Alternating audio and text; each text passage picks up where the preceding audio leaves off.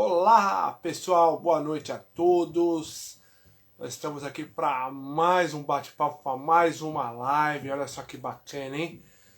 Deixa eu cumprimentar aqui o pessoal. Boa noite, boa noite. Boa noite, deixa eu dar boa noite, pessoal. E é isso aí, nós estamos aqui para mais uma live bem bacana. Hoje nós temos um convidado aí mais que especial. Nós vamos falar com o professor Wallace, olha só, hein? Ele vai conversar aí, vai explicar para nós aí tudo aí para você que quer participar de uma seleção, de um recrutamento. Aliás, qual é a diferença de uma seleção, de um recrutamento, né? Olha só que barato. Nós vamos estar conversando daqui a pouquinho com o Wallace, que ele aí é professor instrutor aí de uma das grandes empresas que nós temos do transporte aí no Brasil. E ele vai estar trocando aqui uma ideia com a gente, você vai poder saber aí, olha só, o que nós temos aí de bate-papo. A gente vai saber o que é uma telemetria, como atingir os bons resultados. Olha só, vai ser um negócio bem bacana. Para você que não sabe aí, nós vamos falar sobre a CNH, né? Os cursos são obrigatórios, não são obrigatórios? Para você que vai fazer um teste prático, como se comportar. Olha, vai ser realmente aí um bate-papo bacana, tá? Não percam. Daqui a pouquinho nós estamos chamando ele ao vivo aqui, né? Estamos só aguardando o pessoal já aí sendo notificado, entrando aí ao vivo. E olha só, essa live aqui tem um oferecimento de Meirelles Design, né? Lá do nosso grande amigo Júnior, do filho do comandante Adilson Matos, que está sempre com a gente aí, que tá aí, deu esse banner para nós aí, fazemos os nossos estúdios, né? Sejam todos bem-vindos, seja bem-vindo ao Grupo Drivers. Nós temos aqui o Chaga 33 que já está com a gente, a Quesada já entrou com a gente também, Quesada, né? E vamos aí, pessoal, daqui a pouquinho o nosso convidado já chega e a gente vai conversar um pouquinho aí de tudo o que acontece no universo do transporte. Então, para você que quer saber aí como se comportar num teste prático, telemetria, olha só que bacana, gente. Hoje o tópico aí é telemetria, né? As empresas estão investindo muito alto em telemetria. Cada dia mais aí a gente vê o pessoal falando de telemetria, né? Mas, Carlos, como atingir a meta? Qual é a meta correta na telemetria? Para que serve a telemetria? Então, daqui a pouquinho nós vamos estar conversando com o professor Wallace aí, que vai estar explicando para vocês aí o que é a telemetria, para que serve, né? Nós vamos ter várias, olha só, dentre os assuntos, nós vamos conversar sobre a CNH, os cursos. Os cursos são obrigatórios vir na CNH, atrás da nossa CNH, não precisa mais, né? Como que tá esse assunto aí? A gente vai estar conversando daqui a pouquinho aqui com o nosso convidado. E lembrando, pessoal, terminando esse vídeo aqui, ele vai ficar disponível lá no nosso canal do YouTube também, para quem quiser, né, assistir. Vai estar lá também disponível, tá? Então, para você que tem pergunta, pode aqui do seu lado direito, vocês vão ver que tem um ponto de interrogação, um botãozinho escrito ponto de interrogação, né? Aperta ali, pode mandar sua pergunta aqui. Voltamos aí, hein? A internet hoje está reconectando aqui, ó. O Zan Lover já entrou aí, que é o Daniel, grande Daniel. Lula Bus está aqui com a gente também, grande Lula Bus aí, que é a nossa referência aí na parte da busologia, né, Lula? Grande parceirão aí.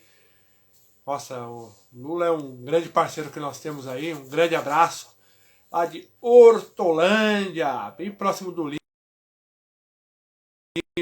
Opa, daqui a pouquinho nós vamos estar aqui chamando o professor Wallace. Vocês vão ver que legal aí, conhecer um pouquinho do currículo desse profissional que vai estar aí agregando bastante conhecimento, né? Deixa eu ver se ele já está disponível aqui. A gente já vai chamar ele aqui para mostrando para vocês quem é o professor Wallace.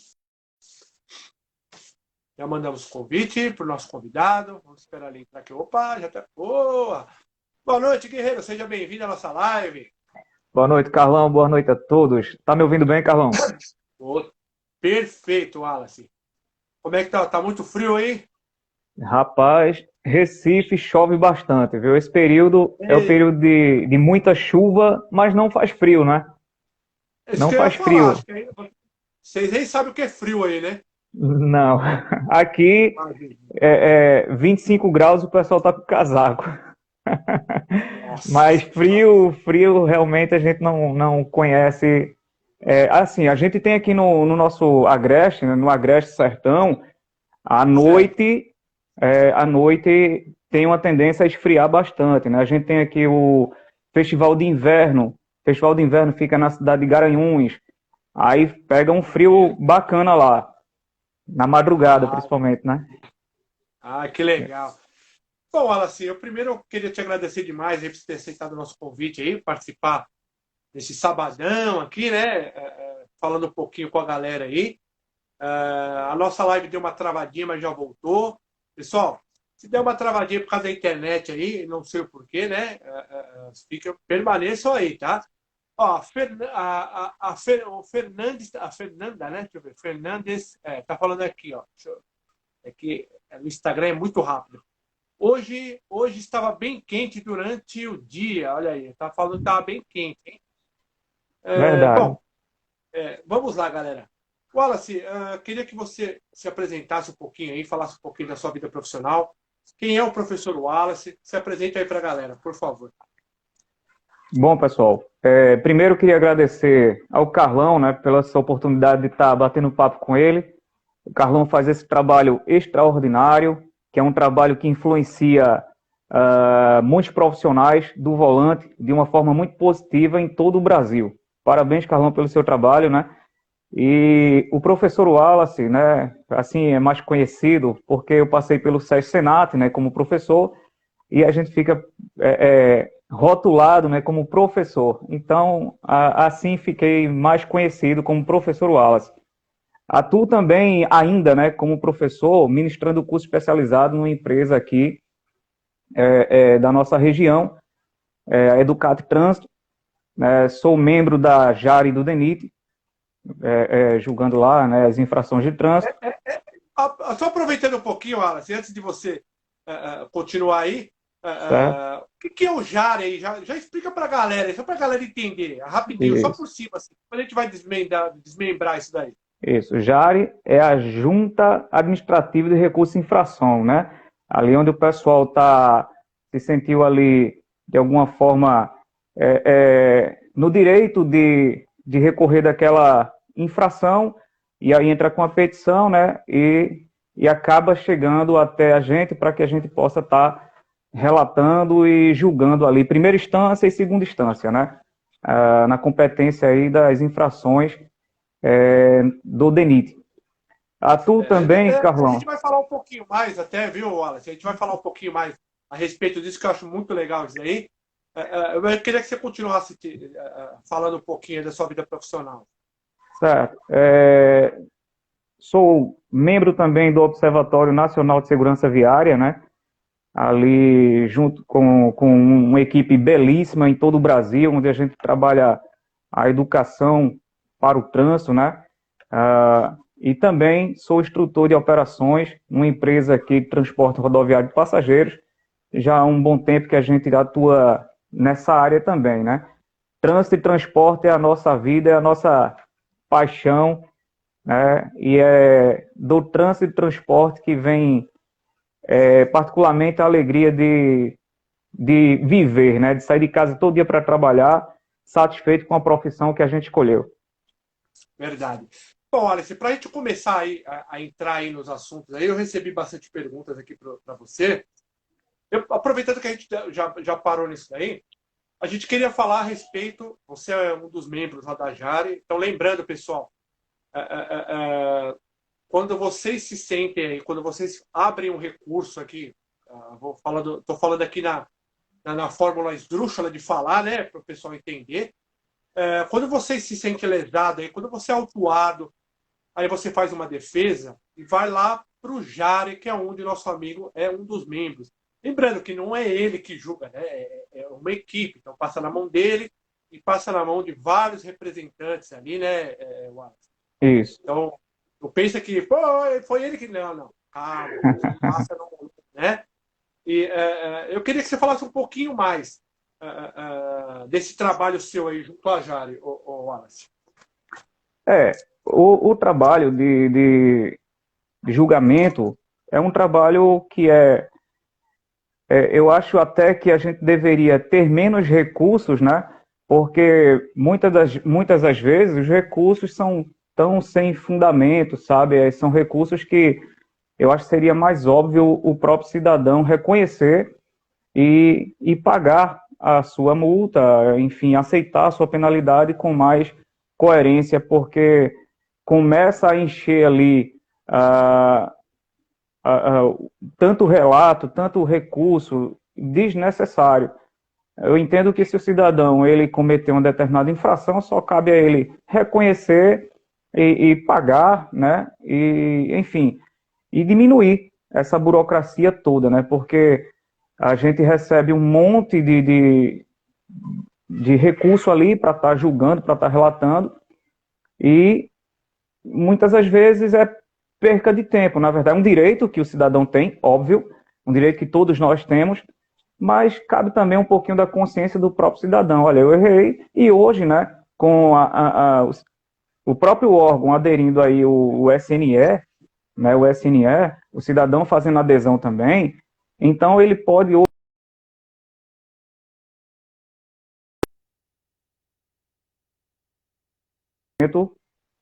de desconto, entende? Então ele paga aí 60% do total, né, da infração, que já é uma grande vantagem.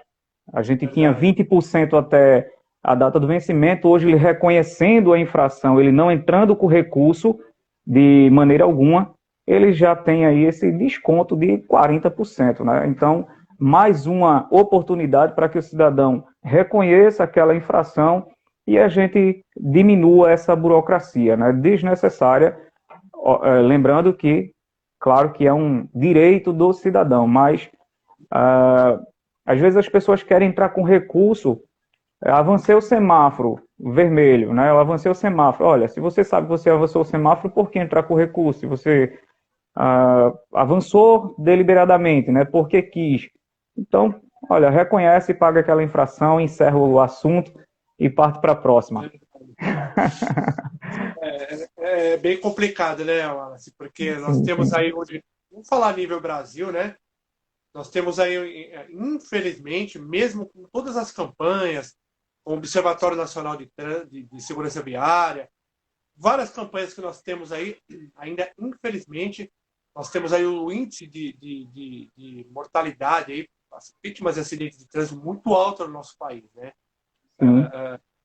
Se eu não me engano, acho que a Ana Elce lá da Volvo estava comentando esses dias aqui no curso, que se eu não me engano, a cada minuto, né, morrem cerca de 20 pessoas vítimas de trânsito. Então, você vê, só esse tempinho que a gente está aqui, para vocês terem ideia, infelizmente, 20 pessoas estão sendo vítimas aí de acidentes de trânsito, né, Wallace? É muito grande esse número, né, Wallace? É verdade. Em todo o Brasil, né, o observatório ele tem todos esses números, né? O observatório trabalha com isso, né? Faz esses levantamentos de dados e os números são realmente alarmantes e absurdos, né? Eu acredito que falta por parte do poder público, óbvio, né, injetar ali, né, uma vacina. Hoje a gente fala tanto em vacina, então falta injetar também uma vacina da educação para o trânsito em toda a sociedade. Parece ser custo, né, é um custo, óbvio, é algo que seria a longo prazo, porque, Carlão, você sabe muito bem, a gente que trabalha com esse trabalho de instrução, então você pega um adulto com determinados vícios, a gente não tira os vícios deles da noite para o dia. Então, a sociedade adulta que está no trânsito, que mata, que comete imprudências o tempo inteiro aí, né, não vai ser mudada da noite para o dia, né, a sua forma de pensar. Então, óbvio que é um trabalho a longo prazo, principalmente com foco nas crianças, né, com foco nas crianças para que com 10, 15, 20 anos, o Brasil pudesse estar colhendo aí os frutos. Mas, infelizmente, a gente que viaja muito também, a gente vê algumas cidades mais organizadas, outras cidades que você fica com medo até de andar na calçada, né? Verdade. Então, essa questão de fiscalização de trânsito, que é fundamental, né, a fiscalização, porque faz parte do processo de educação da população também, por mais que a população muitas vezes não entenda isso, né? E o trabalho de educação para o trânsito também. A gente está se aproximando agora da Semana Nacional do Trânsito, agora em setembro. Então, é uma boa aí, né, para que as empresas convidem instrutores, convidem especialistas para, no mínimo, passar uma palestra para os seus funcionários, nem que seja remota, né, devido à pandemia, mas para que abra as portas, né, as escolas que estão com suas atividades de volta, que leve ali um instrutor de trânsito, que o professor, né, o professor daquela própria escola, ele trabalhe de uma forma mais séria também esse conteúdo com os seus alunos, mesmo que sejam as crianças, né, para que a mensagem chegue para todos. A mensagem tem que chegar para todo mundo, da educação, para que esses números que são realmente alarmantes no nosso país, que a vacina que precisamos para reduzir essas mortes é, de fato, a educação para o trânsito. Verdade. Pessoal, para quem está chegando agora aí, fala, poxa, Carlos, não sei nem o que está acontecendo, nós estamos conversando com o professor Wallace aí, nós estamos aí batendo um papo, o título se chama Desvendando o Universo do Transporte. Olha só, eu estou conversando com um dos grandes nomes aí do setor do transporte, né? A gente vai fazer algumas perguntas para ele, a gente vai falar sobre telemetria. Então, ó, você que está aí, quer fazer uma pergunta, do seu canto direito aqui, inferior, você vai ver um ponto de interrogação. Então, apertou ali, você faz a sua pergunta, que vai vir aqui para a caixa de mensagem, tá? Aí a gente vai aí tá recebendo e repassando para ele, tá? Wallace, a gente vai falar um pouquinho sobre os cursos, né, necessários. Queria que você falasse um pouquinho quais são os cursos necessários aí para quem vai ingressar aí no transporte coletivo de passageiros, né, no rodoviário, fretamento. Quais são os cursos? E aproveitando a mesma pergunta aí, esses cursos aí, eles são obrigados a vir na sua CNH? Como é que é isso daí? Carlão, é muito interessante falar sobre isso, principalmente no nosso segmento de transporte, seja de carga, de passageiros, porque muitas vezes o profissional, ele se limita aos cursos obrigatórios, né? Nós temos, pela resolução 789, né, do CONTRAN de 2020, que revogou a 168, não é isso? Então, o que é que acontece? Se o motorista ele trabalha com transporte coletivo de passageiros, ele fica limitado apenas ao curso de transporte coletivo de passageiros. Então, como se apenas esse curso bastasse para que ele exercesse a atividade. Mas o que a gente sempre diz para os colegas é: não pare de estudar, né? Hoje você tem empresas como o SESC-Senat e outras empresas em todo o Brasil. Então, o motorista ele tem hoje um leque, né, de empresas que pode estar agregando aí mais conhecimento para ele. Obrigatório, o que ele precisa de fato é a CNH, seja na categoria D ou categoria E, né? Mas e o curso especializado, transporte coletivo de passageiros. Mas ele não pode deixar também de estar fazendo outros cursos, né? Que ali vai agregar mais valor, mais conhecimento. Por exemplo, Wallace, o que você acha que soma legal aí? Vamos supor que eu tenho aí eu tirei a minha CNH, tudo certinho, fiz o curso de transporte coletivo de passageiro para trabalhar, já estou trabalhando no ramo. Qual é o curso que você indicaria aí, na sua opinião, que você acha que é legal, que dá uma agregada aí no currículo, dá um up até no conhecimento, né? Isso. Eu falo muito sobre o curso de tacógrafos, que ele pode conhecer mais sobre tacógrafos.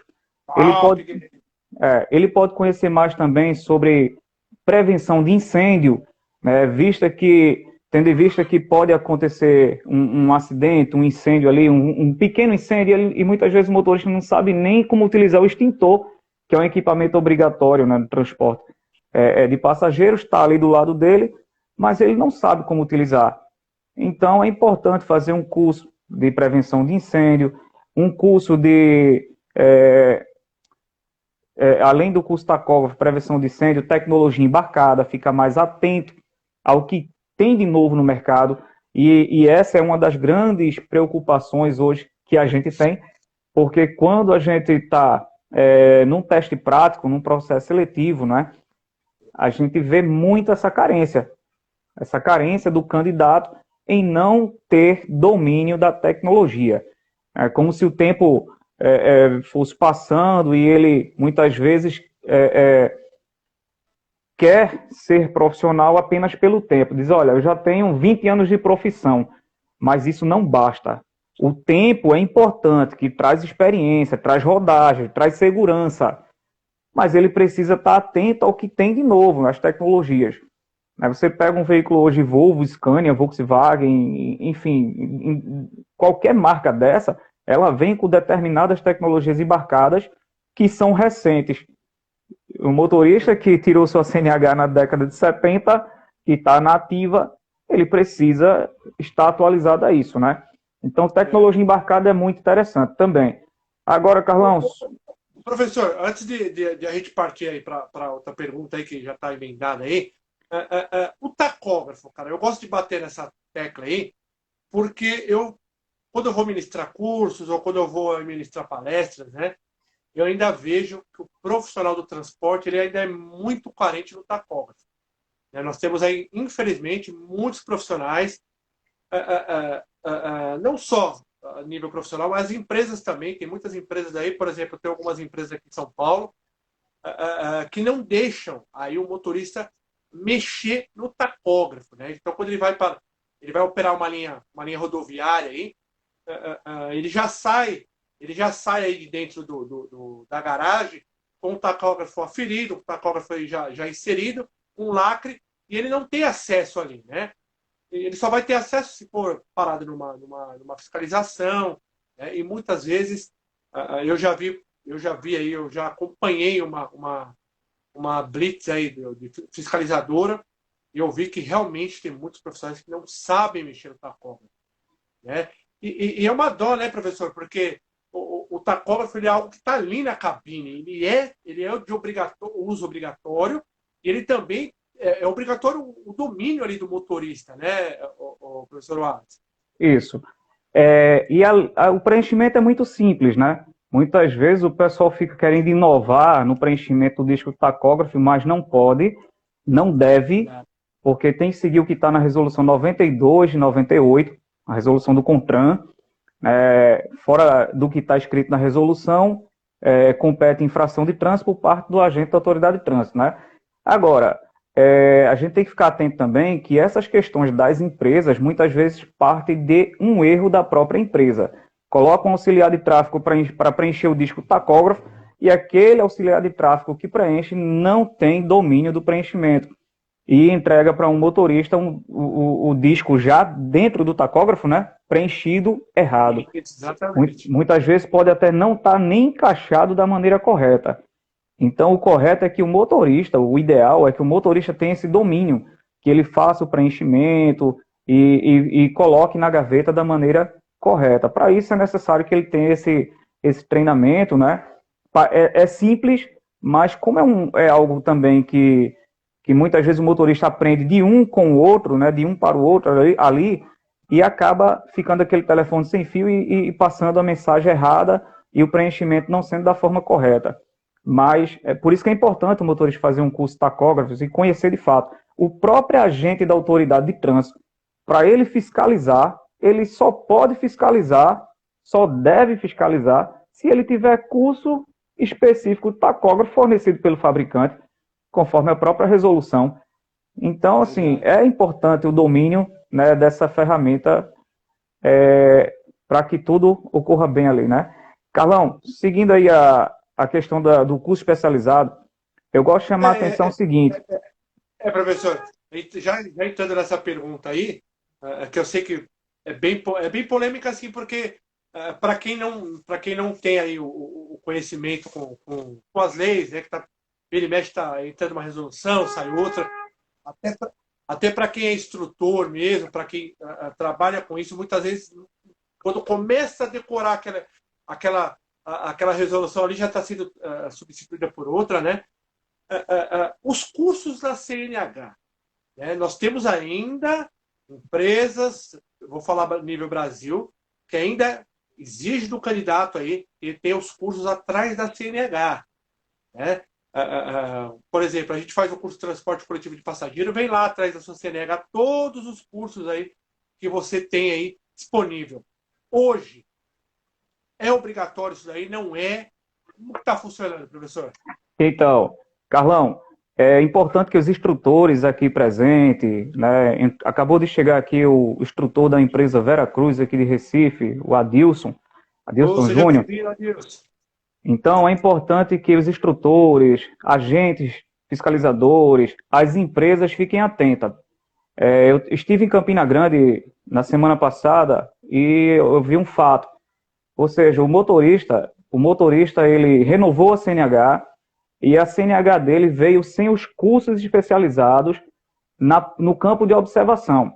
Que, de fato, hoje o Detran ele não tem mais que colocar aquele curso. Tendo em vista, Carlão, que a CNH hoje ela tem validade de 10 anos, de até 10 anos, né, para aquele condutor que renova a sua CNH e tem menos de 50 anos. Certo. Então, a CNH tem validade de até 10 anos. E o curso especializado permanece com 5. Então, fica algo ali incompatível, CNH com 10 e o curso com 5. O que é que a resolução 849 fez? Ela retirou, né, os cursos especializados, não tornando mais obrigatórios. Só que tem Detran que está colocando. Entende? Então, o cidadão hoje está renovando, os nossos amigos motoristas rodoviários estão renovando a CNH e o Detran está colocando. Eu vou mostrar aqui para o pessoal, deixa eu ver se eu consigo mostrar aqui. Por exemplo, nesse campo veio os cursos, correto, professor? Sim, sim. Ele veio aqui, ó, todos os cursos que você faz em transporte coletivo, emergência, etc. e tal. Né? Agora, uma CNHs já não estão vindo mais, né? O que o professor Wallace está falando. Correto? Só para vocês que estão aí assistindo, saber do que nós estamos falando, desse campo aqui, que normalmente o pessoal vê escrito, né, professor? Eu gostaria que você explicasse melhor aí. Sim. Então, Carlão, nesse campo aí, não vem mais os cursos especializados. Agora, vale ressaltar que ainda vem as letras, ou seja, aquela letrinha A, para quem tem a necessidade de lentes corretivas, aí ela vem nesse campo de observação. EAR, né, que exerce atividade remunerada, continua vindo nesse campo, mas os cursos não vêm mais. Então, Carlão, o nosso amigo lá em Campina Grande, o que foi que ele fez? Ele renovou a habilitação dele, só que não veio os cursos. Aí ele foi no Detran, lá na cidade dele, lá, né, e pediu para incluir os cursos, ou seja, ele pagou uma taxa para incluir. Um erro gravíssimo por parte do órgão estadual, né, que é detentor do conhecimento, deveria ser detentor do conhecimento, fez o nosso colega pagar uma taxa para colocar os cursos onde não é obrigatório. Então, isso aí eu achei um absurdo, né? Achei um absurdo. Então, assim, motoristas, instrutores, agentes fiscalizadores e os próprios órgãos têm que ficar atentos a isso. Tem que seguir o que está na resolução. Hoje não é mais obrigatório. Parando numa fiscalização, compete ao agente fiscalizador, Carlão, verificar via, né, sistema informatizado. Então, hoje o motorista ele não tem mais que provar o curso através da CNH, com uma observação apenas, né? Exemplo, o motorista não tem o curso MOP, Movimentação de Produtos Perigosos, e ele faz aquele curso pela primeira vez. Ele está fazendo pela primeira vez. Então, a resolução diz assim, que deve-se andar com o certificado original por um tempo, até que essa informação seja incluída no RENASC. Só que a gente não sabe quanto tempo, né? Porque vai depender de cada órgão, né? Vai depender da própria instituição que ministrou aquele curso. Mas eu sempre digo aos nossos amigos o seguinte: olha, se tu está fazendo o curso pela primeira vez, anda com o certificado por pelo menos uns 3 meses dentro da tua bolsa. porque sendo abordado aí numa fiscalização, você está com o certificado em mãos e evita qualquer problema. O curso Mas, pela primeira vez. mas o senhor achou que, na sua visão aí, por ser um profissional aí do transporte, você achou que ficou vamos dizer aqui, uma discrepância nisso daí, ou não? Você achou que ficou legal? Olha, eu acho que ficou coerente, tendo em vista a CNH ter 10 anos e o curso apenas 5. Então, se permanecesse tendo o curso na CNH, então o curso estaria vencido em 5 anos e ficaria por mais 5 vencido, né? Porque ele só vai renovar a CNH daqui a mais 5 anos. Então ficaria ali 5 anos o curso vencido escrito na CNH. Então acho que fica mais lógico dessa maneira, não colocando o curso na CNH. Agora compete a todos nós passar essa informação, né, para frente, para que os nossos colegas rodoviários tenham essa informação, os instrutores passem para as empresas, porque até no processo seletivo, Carlão, talvez ali o RH, o instrutor, quando recebe aquele candidato, ele verifica, né, se o candidato tem um curso lá na CNH e pode eliminar aquele candidato sem mesmo saber que não é mais obrigatório. Verdade. Então fica essa observação aí. Olha, o Daniel está falando aqui, falou, Carlos, o professor está falando, eu estou acabando de chegar do SESC Senat, que está fazendo o curso lá, ele falou, realmente tudo que o professor está dizendo foi dito para nós em sala de aula, olha que bacana. Muito bom. O Lima também está entrando com a gente aqui, boa noite, que é o apresentador lá do programa do Lima, que agora é o Condutores do Brasil, que logo, logo vai te chamar para participar lá do programa deles lá. A página Condutores do Brasil, que vem vindo aí um trabalho muito bacana, grande Lima. Bom, professor, vamos lá. Ainda falando das CNHs aí, né? Na realidade, aí, a gente tem aí um mito, né? Um monte de gente falando uma coisa, tu fala outra. Pontuação da CNH. Qual o limite da pontuação da CNH para um processo seletivo, para quem vai procurar emprego? Qual é o limite aí aceitável? Se é que tem esse aceitável, né? Carlão, eu tenho falado muito sobre isso, né? Até em outras lives e tal, porque os RHs em todo o Brasil precisam ficar atentos.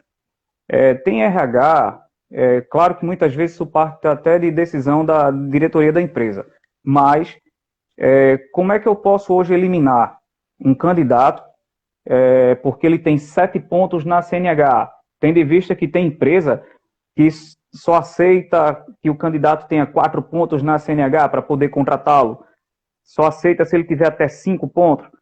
Mas como é que eu posso hoje aceitar apenas esse limite de pontos para contratar esse candidato, se o nosso limite de ponto hoje é de até 40 pontos, né?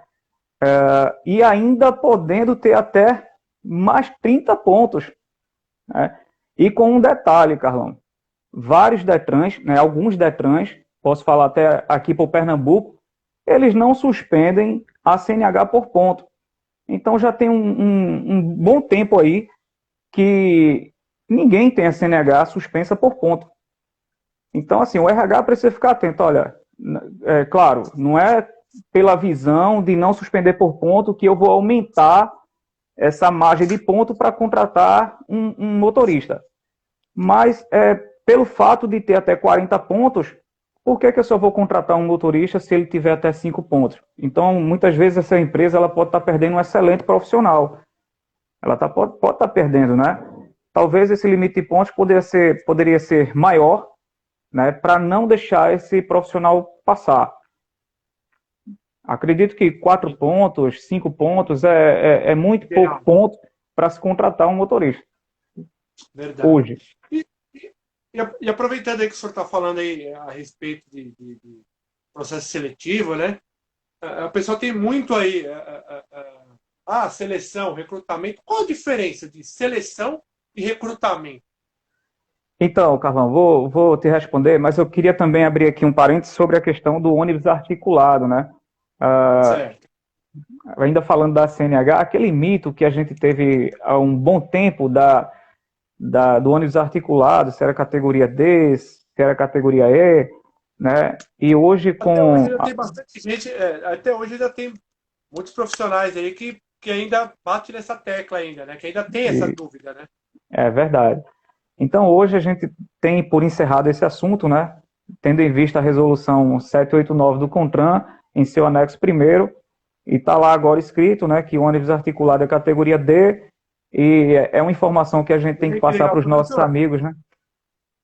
Professor, eu gostaria que se repetisse novamente. Para quem ainda tem dúvida, gente. Ah, o articulado é categoria D. Não, não. Categoria E. Não, era categoria. Então tá aí, ó. Eu gostaria que o senhor falasse novamente, baseado até na resolução aí. Gostaria que você falasse novamente, professor. Então, para a gente encerrar o mito, hoje está escrito na resolução 789 do CONTRAN, ônibus articulado categoria D, em seu anexo primeiro, né? Então, hoje existe uma decisão lá, está escrito, então não tem mais por que a gente discutir o assunto. Claro que o pessoal pode ainda estar querendo seguir determinados entendimentos, mas depois que se escreve ali, seja numa resolução, seja no próprio artigo do Código de Trânsito, então encerra-se ali o assunto.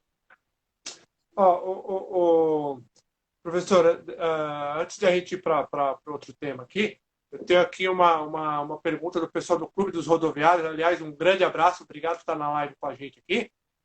Professor, devido à pandemia, o Detran suspendeu a validade da CNH em fevereiro de 2020.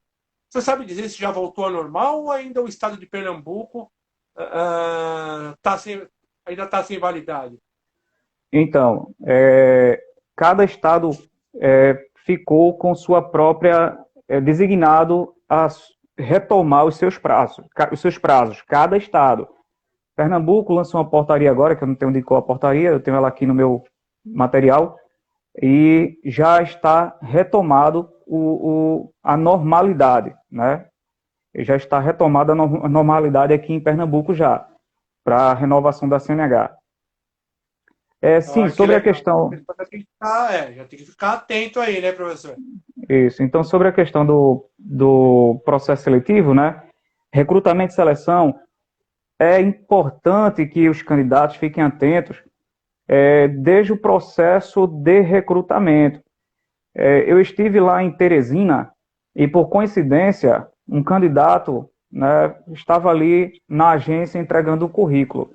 E eu estava lá em Teresina, né, Piauí, e naquele mesmo dia que ele estava entregando o currículo, eu ia fazer teste prático lá. E ele chegou muito bem apresentável para entregar um currículo. E isso chamou a atenção. Ou seja, desde o processo de recrutamento, ele já chamou a atenção. Então, digo sempre para os candidatos, olha, quando tu vai entregar um currículo numa empresa, já vai pronto, porque naquele momento já pode ficar para trabalhar, pode acontecer isso. Então, você não pode chegar desde o processo de recrutamento, que é o fato de entregar um currículo, de mandar um currículo para uma empresa e de qualquer forma, mandar um currículo de qualquer forma, e aí você já pode ser eliminado já aí. Entende? Então é importante você já sair com o currículo na mão dizendo assim, olha, hoje eu vou sair e já vou trabalhar. Então fica a dica aí para os candidatos. E seleção e recrutamento, quais são as diferenças aí? Então, recrutamento é o processo de divulgação da vaga, quando o RH começa a divulgar. Então ele está recrutando. Quando chama para o processo seletivo, ali inicia-se o processo de seleção. Então, desde o teste prático ali, é o processo de seleção.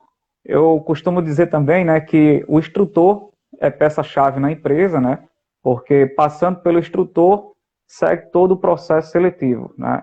Então, óbvio que o instrutor não reprova ninguém. Eu costumo dizer isso também. O instrutor não reprova.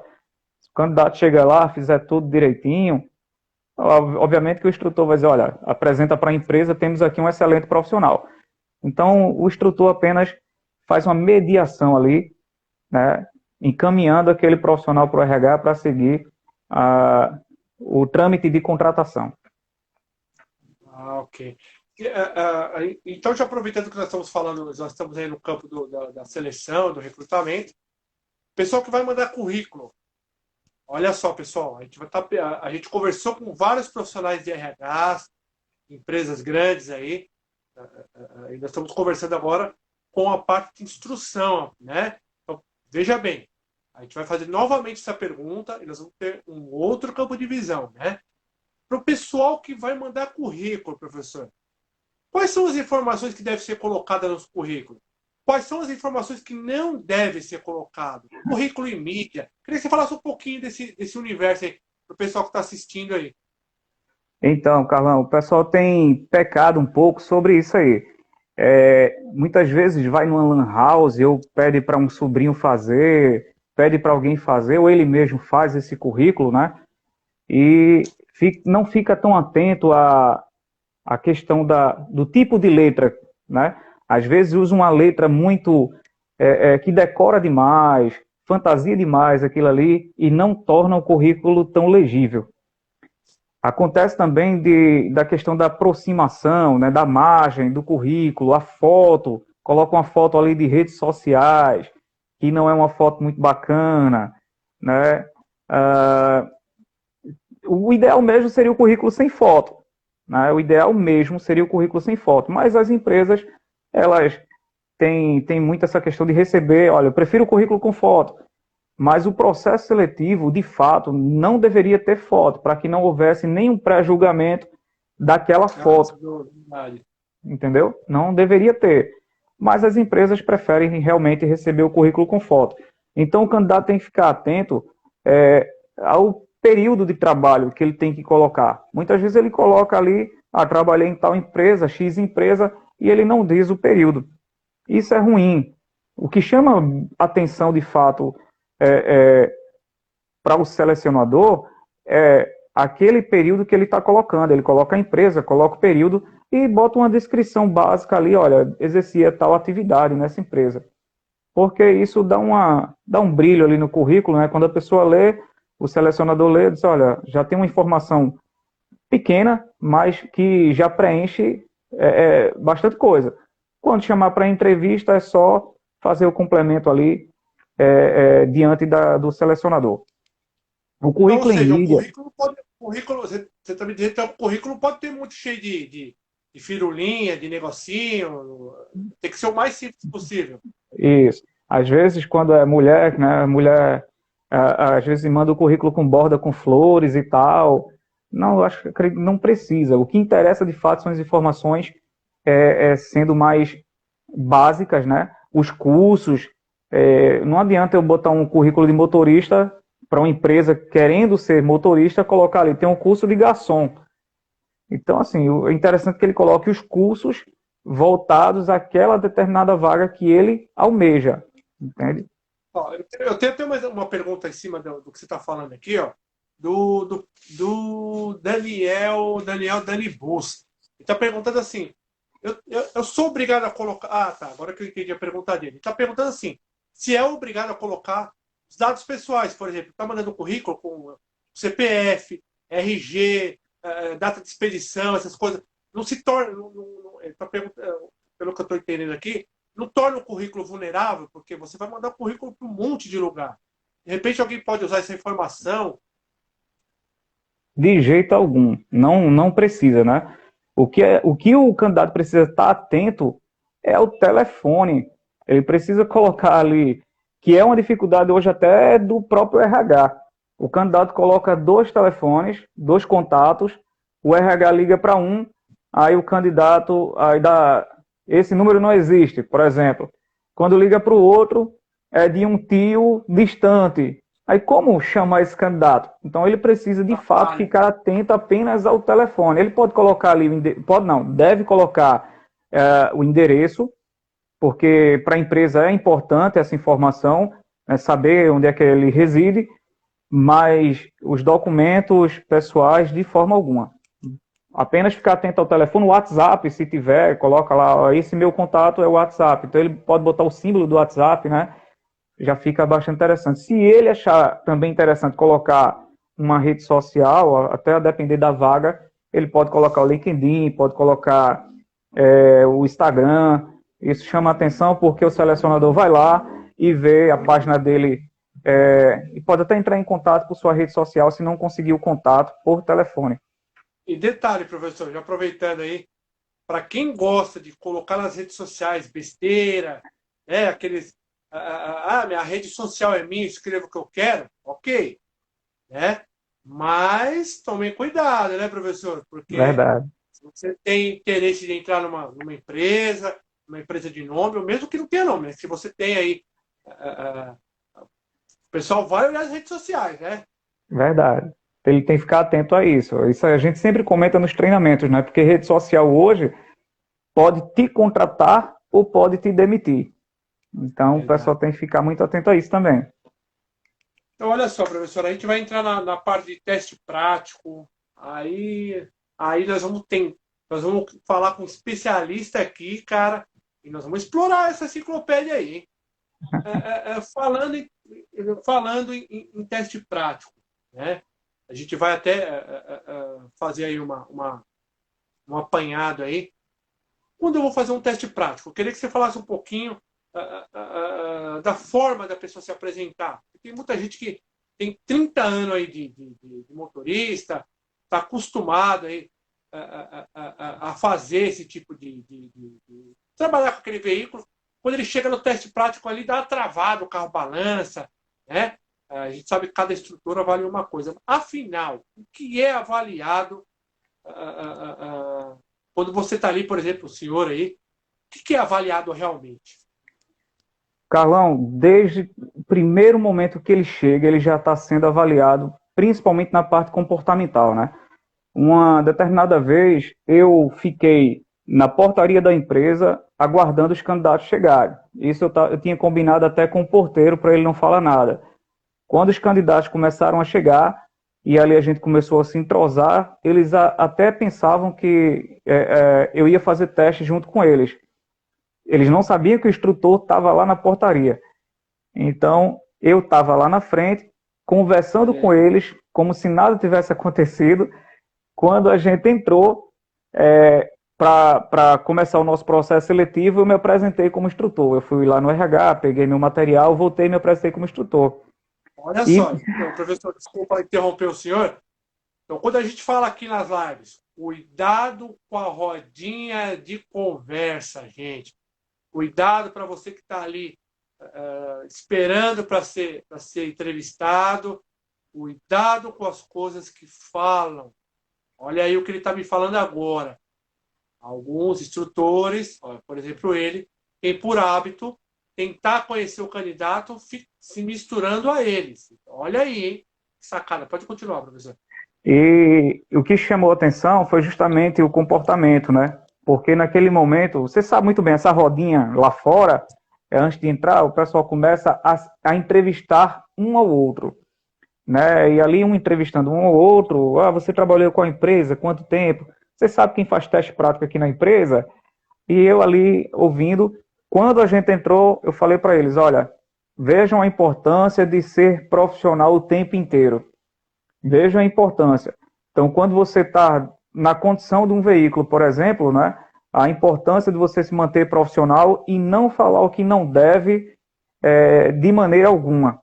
Então, é um cuidado que a gente tem que ter o tempo inteiro, né? O candidato chegou na portaria, a gente recepciona e ali, desde o caminhar até o pátio, né, a apresentação, o checklist do veículo, o pessoal tem falhado muito quanto à questão do checklist interno. Muitas vezes o checklist externo, o pessoal faz muito bacana, né? O pessoal vai lá, a questão de bater pneus, apresenta todo o veículo, às vezes um ou outro candidato tem uma certa dificuldade na parte mecânica, de, eu não sou mecânico, eu sou motorista, mas o motorista precisa ter conhecimento básico, né? Isso, sobre o equipamento que ele vai operar. Então, feito toda essa parte externa, a parte interna o pessoal precisa ficar atento à documentação, que é o que geralmente o candidato não apresenta quando o instrutor solicita, né? Documento, extintor de incêndio, painel de instrumentos, né? O cinto de segurança, o uso correto. Então, toda essa, além do cinto do condutor, a própria fiscalização por parte do motorista, que ele tem que ter, né, o checklist dele, que é entrar em toda a extensão do ônibus e verificar se todos os cintos estão aptos a ser usados pelo cliente. Então, esse checklist interno, o pessoal tem falhado um pouco. O pessoal precisa ficar mais atento a isso.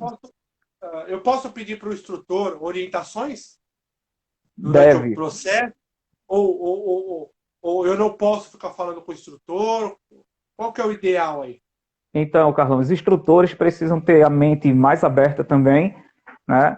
E acabar com aquela coisa de teste é teste.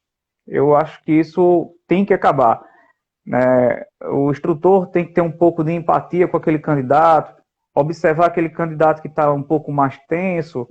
Muitas vezes ele está desempregado há muito tempo, né? Um determinado tempo, e quanto mais tempo desempregado, parece que a ansiedade fica maior, né? A vontade de almejar aquela vaga parece que fica muito maior e isso atrapalha. Eu confesso a você, Carlão, que eu já tive um candidato que ele enrolou um cinto de segurança no pescoço. Nossa. Literalmente. Ou seja, um candidato que passou 20 anos em uma determinada empresa, quando veio fazer um processo seletivo conosco, ele pegou o cinto e enrolou no pescoço, né? Os outros candidatos ficaram rindo, eu pedi para eles pararem, porque realmente a gente ficou sem entender. O cidadão sentar ali e passar o cinto, ele dirigiu, ele conduziu o ônibus dentro da garagem, né? A gente deu uma volta dentro da garagem e ele com o cinto enrolado no pescoço. A ansiedade foi tão grande que ele nem percebeu o que ele tinha feito, entendeu? Então, não é que ele não sabe usar o cinto, é a ansiedade que faz isso com o candidato. Ô professor, você acha que no teste prático aí, você acha que os instrutores precisam abrir um pouquinho a mente, igual você falou agora? Eu, por exemplo, eu falo com conhecimento de causa.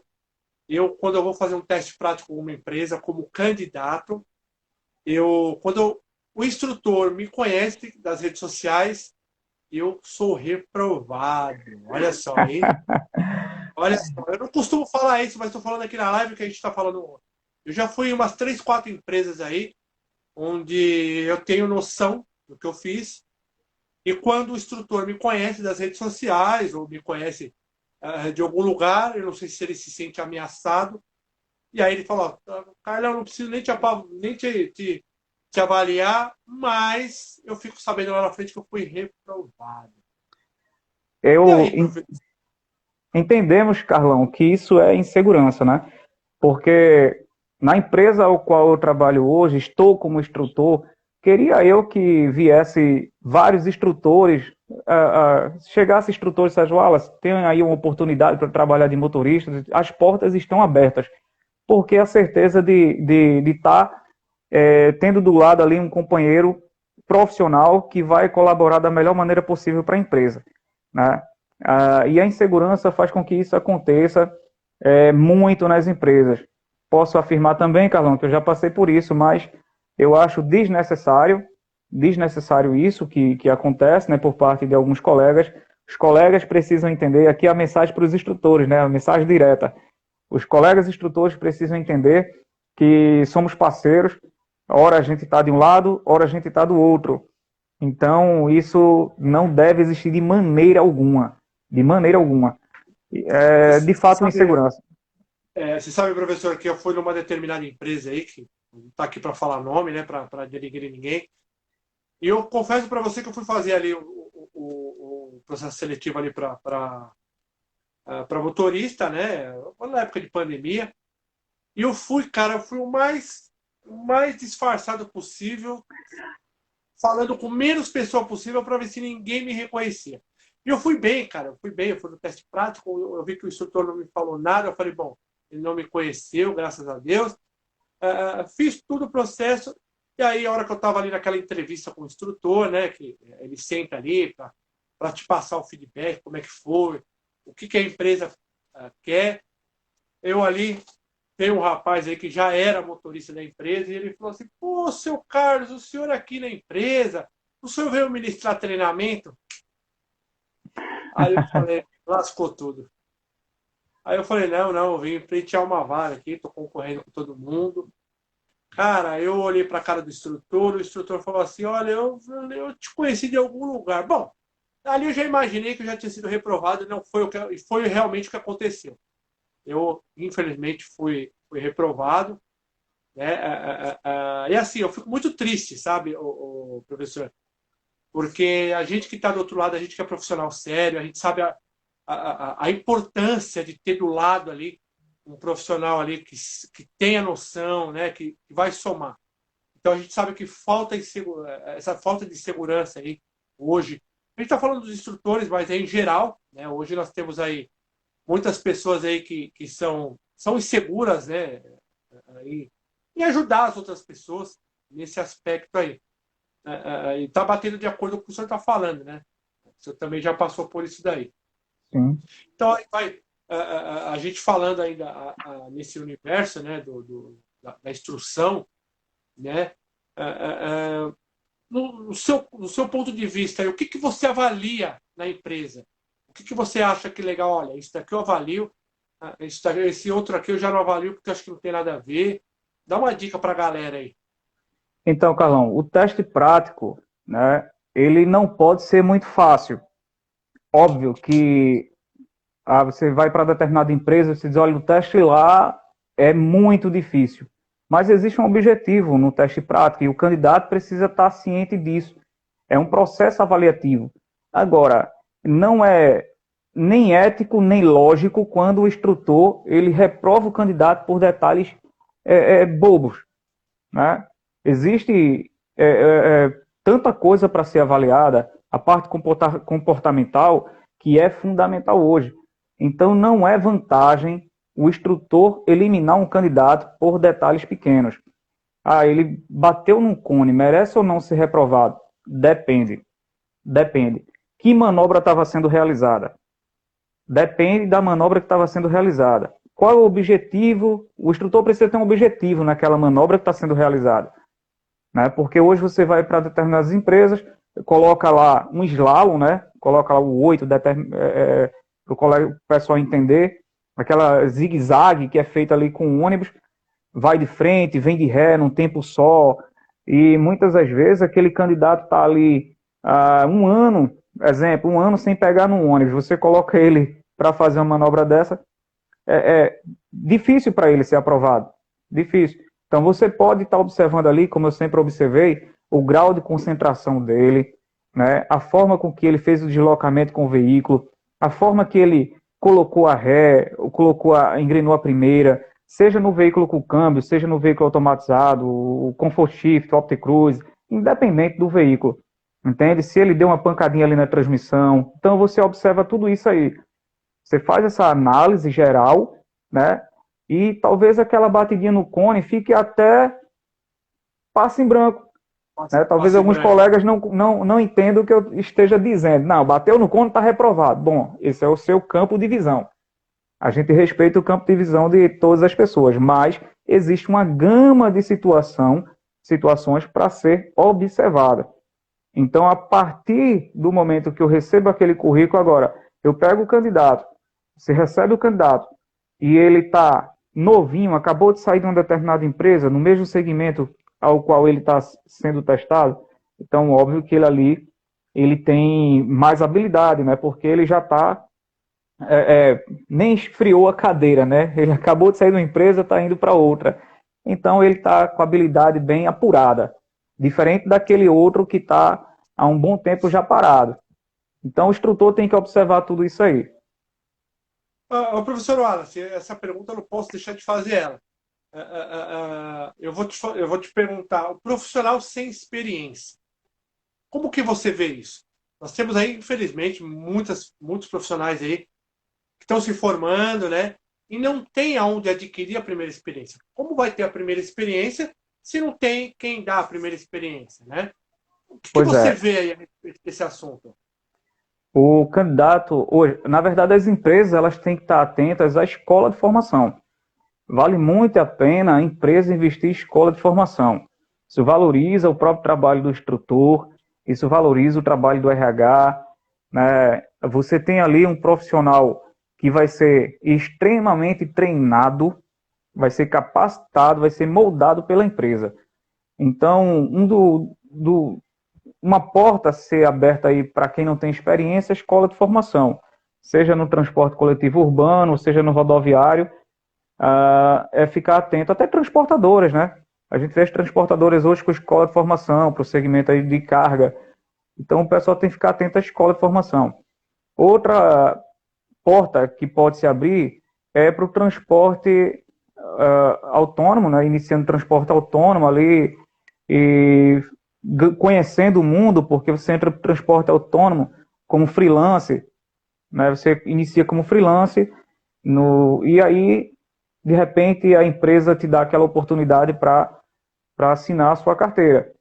Então, você não pode recusar um freelance. Se você tem um sonho de ser motorista, a empresa te chama, olha, vem fazer um freelance, você não perde tempo.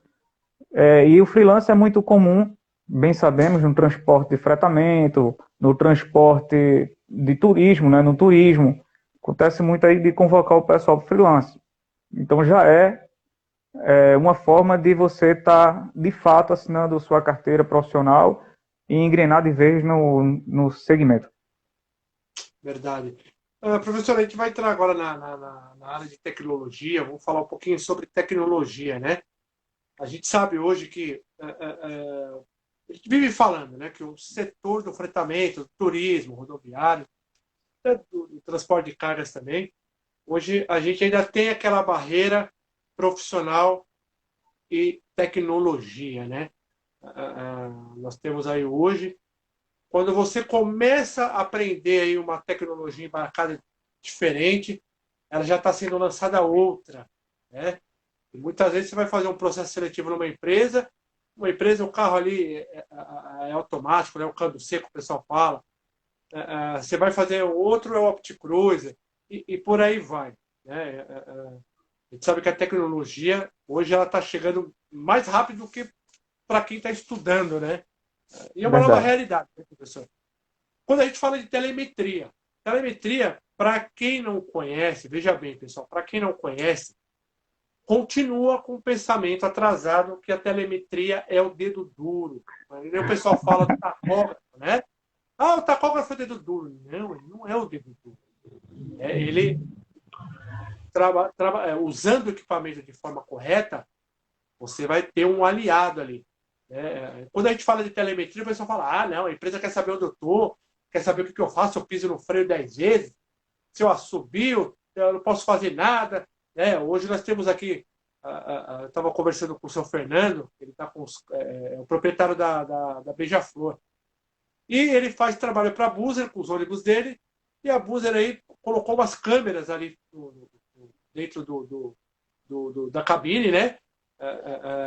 Que vai ali, sensor de fadiga que eles falam.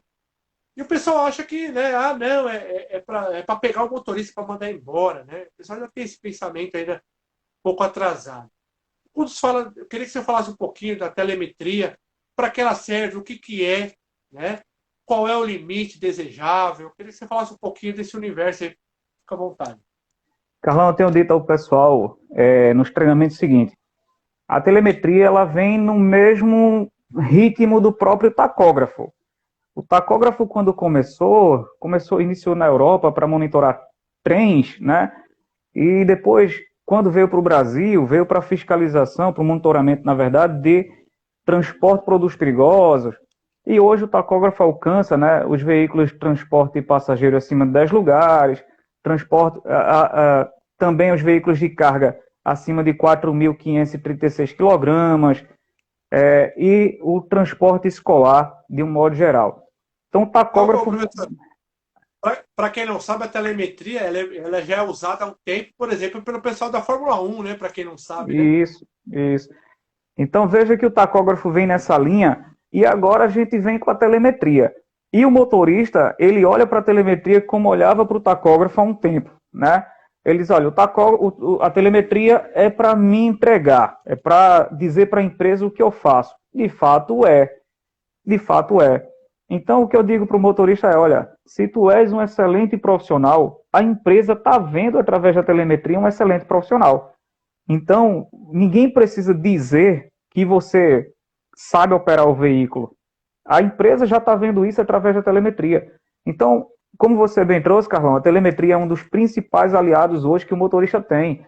Ele tem que olhar para ela como um próprio currículo que ele está deixando dia após dia para a empresa. Ou seja, se acontece um determinado fato na empresa, a empresa quer promover o motorista para monitor, para instrutor, ela vai lá, ó, pega ali nos relatórios de telemetria, eu tenho esse que são os melhores, vamos lá promover esses para instrutores da empresa, né, porque ele já está dizendo para a gente quem eles são. Então a telemetria é um dos principais aliados. O motorista tem que ficar atento, Carlão, apenas seguir, obviamente, o que foi determinado pelo instrutor, que foi passado pelo instrutor, quais são os parâmetros que têm que ser seguidos. Óbvio que os eventos, né, os erros operacionais, eles podem acontecer naturalmente, porque nós somos falhos, nós somos humanos, então ninguém é perfeito, acontece um erro, um operacional aqui, um erro ali, a gente só não deve permanecer no erro. A gente sai de casa todo dia, né, o motorista sai para trabalhar diariamente, ele sai com certeza para fazer o melhor dele, né, o melhor de si para a empresa, porque é através daquele emprego, através daquele salário que ele paga as suas contas. Então, ele tem que fazer o melhor, deve fazer o melhor. E a telemetria é justamente um apoio para o motorista. Hoje nós temos telemetrias que bipam, que dá lá aquele apito sonoro, né? E temos telemetria também com visor, existe algumas telemetrias com visor, que vai pontuando o trabalho do motorista. Tem telemetria que tem um rotograma falado, que vai dizendo para o motorista ali, o caixinha de som, né, que é o rotograma falado, e vai dizendo para o motorista se ele deu uma freada brusca, e diz freada brusca. Se ele exceder velocidade, vai dizer para ele que ele excedeu velocidade. Então, é uma forma de o motorista também estar melhorando a sua condição, né, a sua condução diária. Um dia ele cometeu X eventos, no outro dia ele vai trabalhar para melhorar. E isso faz com que a empresa veja um excelente profissional, faz com que o próprio passageiro, né, o cliente, tenha um transporte mais seguro e confortável. Tem uma coisa, Carlão, que todos nós, instrutores, a gente precisa se unir e falar mais. No Brasil inteiro, a gente vê especialistas falando sobre segurança viária, a gente vê o pessoal falando sobre legislação de trânsito, tem os especialistas aí principais que conhecemos, né, no nosso Brasil, que fala sobre o tema, mas existe uma coisa que a gente precisa falar mais, que é condução econômica. A condução econômica é uma das principais ferramentas que traz, óbvio, lucratividade para as empresas, mas traz um benefício tremendo para a sociedade. Porque todo motorista, toda empresa que tem programas, que trabalha com condução econômica, ela tem uma redução drástica de acidentes e eventos no trânsito. Então, a condução econômica está inteiramente ligada à segurança viária. Trabalhou telemetria, trabalhou condução econômica, toda a sociedade sai ganhando. Está aí o principal benefício de se usar uma boa telemetria, está aí o principal benefício de trabalhar a condução econômica de uma forma cada vez mais séria, entende? Treinar, investir em treinamento, o empresário tem que parar com esse negócio de que treinamento é custo, que não é, né? O que se gasta... Professor, eu até acho bacana você estar falando disso. A gente sabe hoje, para quem trabalha na área de instrução, para quem trabalha, por exemplo, no teu caso, com segurança viária, nós temos hoje a grande barreira, nós temos algumas empresas que ainda têm essa barreira aí de você ministrar uma palestra. Eu tenho que parar minha frota, eu tenho que parar meu, né? E a gente sabe que hoje, infelizmente, as empresas ainda estão pensando na lucratividade, né? E muitas vezes deixa aí, não, vou falar de palestra, deixa para falar o mês que vem. E muitas vezes o mês que vem você pode aí ter o seu índice de acidentes aumentado, né, Alan? Isso. Você também enfrenta isso, que eu também enfrento bastante, que às vezes eu vou oferecer uma palestra, eu tenho uma palestra que é operacional, que é uma palestra que eu levo nas empresas gratuita, e mesmo uma palestra sendo gratuita, ali a gente enfrenta aí o pessoal, não, eu tenho que parar minha frota, né? Você também enfrenta isso? É um erro que as empresas têm cometido, né? Que é justamente não ter motorista reserva, por exemplo. Trabalha com um banco de motorista muito baixo. Se um adoecer, o outro tem que se sacrificar ou o carro para. Então, não trabalha com reserva de motorista, não pode parar o motorista para treinar de jeito nenhum. E aí o motorista vai passando 5 anos, 10 anos, 20 anos, chega carro novo na empresa, com tecnologia embarcada cada vez mais moderna. Quem vai treinar esse motorista? Ninguém. Ele pega, dá uma voltinha na garagem, aprendeu a operar ali, solta ele na via pública e está aí mais um risco, está aí mais um prejuízo, né? Ou seja, você tem um motorista ali que recebeu uma nova ferramenta, né, e não sabe operar da maneira correta e acaba dando um prejuízo maior ainda mecânico, né? Fora avarias, acidentes que pode acontecer. E bem sabemos que o acidente, né, que hoje a palavra correta seria o sinistro de trânsito, né, o sinistro aí acontecendo não é qualquer sinistro, porque a gente está lidando com vidas, transporte de pessoas. Tivemos aquele acidente, Carlão, se você puder me ajudar a lembrar, 2020, né, ou 2019, em São Paulo, com 40 mortes, um acidente que repercutiu bastante. Tivemos um outro em 2020, que foi aquele ônibus que caiu lá em Minas Gerais, no viaduto lá, né? Na ponte. Alguma coisa assim. Então, vários acidentes acontecendo por todo o Brasil, acidentes com bastante vítima, e não tem volta, né? Não tem volta. Ou seja, além de toda essa questão de telemetria, treinamento, tem um grande prejuízo que são as vítimas fatais que não voltam mais. Então, a importância da capacitação, né, a importância do treinamento constante, e o empresário, como eu bem coloquei, tem que abrir a mente também e investir, porque ele está fazendo, não é um custo para ele, né, isso é um grande investimento, colocar um motorista na sala de aula, fazer um treinamento prático, para que aquele motorista... E outra coisa, Carlão, o motorista tem que acabar com isso de achar que já tem 10 anos, 20 anos, não precisa de receber treinamento. Né? Quando eu começo o treinamento e o motorista vem para mim, eu tirei minha CNH na década de 70, eu disse, ótimo. Aí eu digo logo, ótimo, estou diante de um excelente profissional. Então, ele se atrapalha um pouquinho, porque quando a gente começa o treinamento, ele vê que ele necessita de fato estar ali. Verdade. Então, é importante que o motorista também pare com isso de achar que já tem tempo suficiente para não ser treinado. Eu digo também que quando ele achar que não precisa mais ser treinado, ele pare de dirigir, ele pare de operar, porque ali encerrou a carreira. Não precisa mais de treinamento, encerra a carreira. A gente está vendo aí, né, professor? Deixar um abraço aqui para o Duda, Turismo Total. Grande Du. A gente sabe aí que acidentes envolvendo profissionais, né, do transporte. Infelizmente, a gente está vendo que até uma hora parece que vira moda, né? Como é um acidente ali, um acidente aqui. Excesso de confiança, né, cara? Eu acredito que eu bato isso na tecla, que excesso de confiança ele é uma arma mortal aí.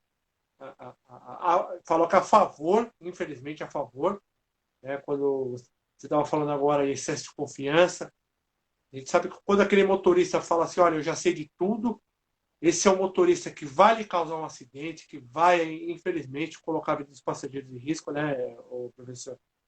Queria que você falasse um pouquinho mais a respeito desses acidentes que a gente está tendo aí, tombamento, né, excesso de altura, ônibus que infelizmente batem por excesso de altura. Isso daí é tudo a falta de treinamento. Mas eu gostaria que você falasse um pouquinho a respeito disso. O que precisa mudar? Então, Carlão, a gente pode vir para esses três pilares, né? Imprudência, negligência e imperícia. O acidente se dá por uma dessas causas, né? Imprudência, negligência ou imperícia. Então, o que a gente tem observado, de fato, é, quando a gente olha a imprudência, a negligência por parte das empresas. A negligência, quando elas são negligentes quanto à carga horária do motorista, quando elas são negligentes quanto à sua manutenção, né? E aí a gente tem uma tendência a ter um acidente por isso. A imprudência dos motoristas, quando a gente trabalha a questão do excesso de velocidade, porque, olha, fale qualquer coisa, mas não peça para o motorista andar devagar, porque o que ele quer é correr.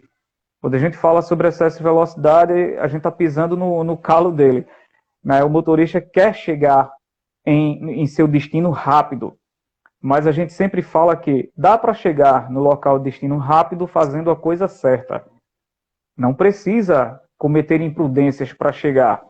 O avanço semáforo, que é um tabu para o pessoal aí, ó, o avanço semáforo depois das 22 horas, né, que o pessoal ainda acha que pode avançar, que deve avançar o semáforo. Claro que tem toda aquela questão da segurança pública, né? Aqueles semáforos que são bastante esquisitos e tal. Mas eu digo sempre para o motorista, olha, com o teu carro de passeio, tu faz o que tu quiser, e nem deve. Mas com o carro da empresa, com o ônibus da empresa, você está ali com 40, 50, 60 vidas, você avançar um semáforo, porque está depois de 22 horas, você pode estar se envolvendo com certeza num acidente muito grave, muito sério. E depois não tem volta. Depois que você passar do semáforo, não tem volta. Outra questão, Carlão, que o pessoal deixa a desejar muito quanto a negligência, né? Quando começa a chover, que não tem aquele cuidado de retirar o pé do acelerador, né? Que bem sabemos que a aquaplanagem está... Qualquer veículo está sujeito à aquaplanagem. Às vezes eu me deparo com os motoristas por acharem que estão aí com um ônibus aí, né, um 4 eixo. Ele diz, ó, estou com um carro que tem um PBT de 29 toneladas. Estou com um carro que tem um PBT de 29 toneladas, 4 pontos fixos no chão. Esse carro não se depara com a aquaplanagem. Aí eu digo, rapaz, aí vem o problema, Carlão, que é justamente desconstruir tudo isso que está empregado aí na cabeça desse motorista, né? Para retirar, para que ele não se envolva nesses acidentes. Aí é que está o problema, a gente fazer essa desconstrução de algumas coisas que está na cabeça do pessoal aí, achando que não vai se envolver no acidente porque está com um carro pesado, que não existe aquaplanagem, enfim. Mas bem sabemos que existe, né? Quanto à imperícia, aí vem, como você bem trouxe, a altura, né? O motorista ele precisa ter ciência e vale ressaltar, Carlão, que o nosso próprio corpo ele é uma extensão do veículo, se torna uma extensão do veículo. Não sei se você já percebeu ou já viu o motorista se abaixar assim dentro do carro quando vai passar por um galho de árvore. Como se o galho fosse bater nele, né? Que o ônibus tem lá 4 metros e 25, dependendo, é um DD. Então, aí você se abaixar porque acha que o galho vai bater em você, ou seja, aquele motorista já está como se fosse uma extensão do próprio veículo, né? Mas ele tem que ter essa preocupação com a questão da altura, os 15 metros que temos aí do próprio ônibus, né? O motorista precisa ter toda essa expertise de comprimento, altura, largura, para não estar se envolvendo em acidentes também. Sabemos, Carlão, que as estradas muitas vezes elas não dão condições seguras, né, de ultrapassagens. Ao passar, né, um veículo pelo outro em vias de pista simples, né, o motorista tem que ficar atento, muitas vezes trazer o ônibus um pouco mais para a direita, para a linha de bordo ali, né, tendo em vista que o veículo que vem no sentido contrário, o motorista pode estar lá não muito atento. Então, todas essas questões de segurança, o motorista tem que ficar muito ligado, né? Lembrando da imprudência, negligência e imperícia, que se a gente colocar tudo em prática da maneira correta, com certeza, a gente não vai estar se envolvendo em acidente, não. Verdade. Professor, tem até um relato aqui, ó, do NH aqui, que é um dos grandes motores que nós temos aqui. Ele está falando assim, ó, realmente, professor, este é um dos motivos que a aviação Novo Horizonte limitou a velocidade para 80 quilômetros por hora, né? Às vezes o pessoal fala, mas, poxa, a empresa fica limitando a velocidade, né? Eu tenho aí uma empresa também aqui em São Paulo, que eu fui até fazer um teste lá, e eu vi que a empresa cobra muito, né, a velocidade, né, professor? E é o que você falou, às vezes precisa desconstruir, né, essa visão errada, conturbada, né, que o pessoal tem a respeito disso, né? É bem complicado. Professor, eu gostaria aqui, nós estamos chegando no final do nosso bate-papo aqui, né? Eu queria que você falasse um pouquinho aí, essa galera que vai fazer teste. Nós temos aí até um amigo aí que falou que, terça-feira eu estou fazendo um teste aí, peguei muitas dicas com você, olha só. Queria que você deixasse um recado aí para esses futuros candidatos, até mesmo falando de segurança viária aí, que é o nosso tema, né? É o nosso forte. Queria que você deixasse um recado para a galera aí. O que você achar que você pode aí colaborar com toda essa galera que vai assistir a gente aí? Primeiro, boa sorte para o nosso amigo que vai fazer o teste aí na terça-feira, né? Pode ter certeza que sua vaga está garantida, né? Vá com fé e profissionalismo. E, Carlão, quanto a essa questão da velocidade, eu queria abrir um parênteses aí também, né? Quando as empresas elas baixam essa velocidade, tem uma preocupação por trás disso. A depender dos veículos que as empresas têm, porque temos algumas empresas com veículos OptiCruise, né? E aí o que é que acontece? 12 marchas, elas baixam a velocidade e praticamente obriga o motorista a operar com marchas menores. Muitas vezes não consegue nem colocar a 12ª marcha, já que a velocidade ela é mais baixa. Porque mecanicamente falando, né, para esses veículos andar bem, um carro 12 marchas, você pega um OptiCruise 12 marchas, para ele andar bem, ele anda bem de fato ali com os seus 90 km por hora, né? Mas, e está dentro da legislação, né? Está dentro da lei e tal, mas é um direito da empresa baixar a velocidade, né? Isso aí a gente concorda. Mas tem esse lado da mecânica que atrapalha um pouco. Quanto aos amigos que vão fazer processo seletivo, devem ficar atentos, né? Como a gente falou já no início, a todo o processo, do início ao fim. Acontece, Carlão, de quando o candidato está na integração, ou seja, ele já fez teste prático, já fez avaliação psicológica, ele acha que já está contratado. Bem sabemos que nós somos avaliados durante toda a nossa vida profissional dentro da empresa. Então, depois que ele faz toda essa parte do RH, exame médico, a integração de operações, né, a integração funcional, a depender das empresas, depois que a empresa faz essa parte, ele inicia sua operação com aquele contrato ali, né, de 3 meses de experiência. Então, é um período bastante crítico também. O candidato precisa ficar atento que não é porque passou da experiência dos 3 meses que agora ele pode soltar o pé, exceder velocidade, fazer o que ele acha que deve fazer. O interessante é que mantenha durante todo o tempo uma linha profissional. É assim que a gente consegue almejar, né, alcançar voos maiores dentro de uma organização. Entende? Então, se o motorista ele seguir uma linha profissional desde a entrega de um currículo, como a gente já falou bem no início, ele vai, com certeza, em algum tempo, chamar a atenção dessa empresa e será promovido para supervisor, para instrutor, para qualquer outra atividade dentro da empresa, mas não deixar de seguir estudando, né? Não deixar de seguir estudando. A sociedade, Carlão, sabemos que a sociedade muitas vezes olha para o motorista como um analfabeto. Existem os pré-julgamentos, a gente bem sabe disso, né? Como um cara que não estuda, e não é bem assim. Temos motoristas aí que tem graduação, pós-graduação, e é motorista porque ama o que faz. E não tem outra atividade que o tire dessa. Né? É motorista porque ama o que faz. Então, Carlão, é seguir essa linha profissional o tempo inteiro, né? Olha que bacana, hein?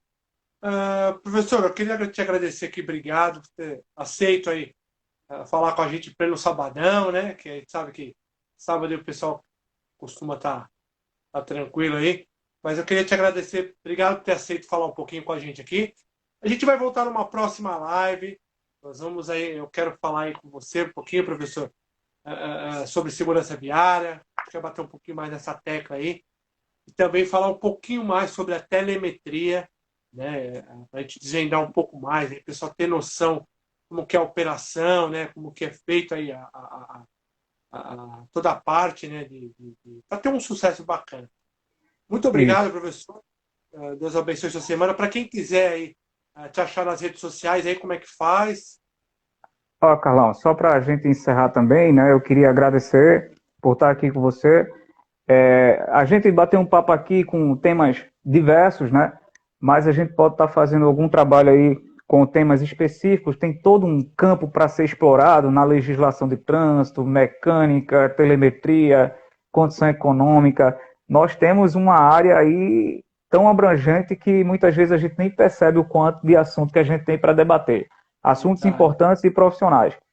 Agora, os amigos, se quiserem seguir o meu Instagram, Wallace, né, .s.souza, e eu também tenho um projeto aí, depois a gente vai estar batendo um papo, Carlão, tenho algumas ideias aí para a gente fazer a nível nacional, a gente colocar cursos, talvez um workshop aí referente à segurança, à condição econômica, né, um workshop aí que talvez chame a atenção de instrutores, profissionais volantes, empresários.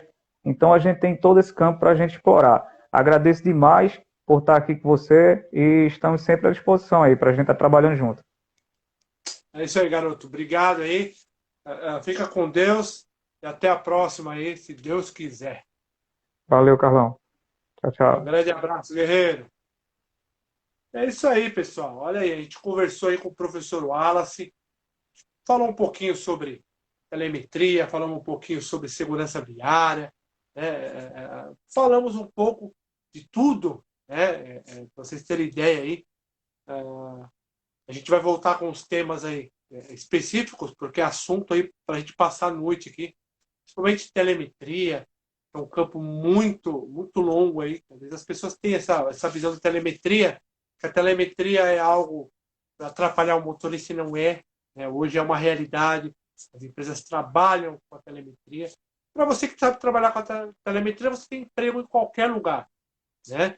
E falando sobre a segurança viária, que a gente precisa cada dia mais, motoristas sejam mais responsáveis, seja prudente, né? Muitas vezes aí um erro você não tem a oportunidade de voltar atrás, né? Eu até falando aí do professor Laércio, que é um dos grandes professores que nós temos aí na área de formação de condutores aí profissionais, ele costuma falar que quando você é autuado, quando você toma uma multa, né, que a pessoa fala, quando você toma uma multa, isso aí é um acidente que não deu certo, né? Então, ou seja, quando você é autuado, significa que quando você tomou uma multa, significa que você cometeu uma infração que ele poderia ter sido um acidente, né? E não foi. Então você teve a oportunidade de voltar aí, e você teve uma segunda opção. Isso é muito importante a gente parar para raciocinar. Beleza, pessoal? Obrigado a todos que entraram aí ao vivo com a gente. Esse vídeo vai estar disponível aqui, vai estar disponível no nosso canal do YouTube também. Eu logo, logo tenho um bate-papo também com um grande outro profissional aí, que ele é piloto de teste aí, dos caminhões, dos ônibus. Também vai ser um bate-papo muito bacana, né? Espero vocês nas próximas lives aí. Para vocês aí, um grande sábado e um grande final de semana. Obrigado a todos que entraram ao vivo, aqueles que ainda vão entrar. Se caso vocês tiverem perguntas para o professor, olha, eu preciso saber a respeito, ele está marcado aqui nas nossas redes sociais, ou pode deixar um comentário aqui que ele mesmo já responde para vocês. Beleza, pessoal? Um grande abraço aí, obrigado, até a próxima live aí.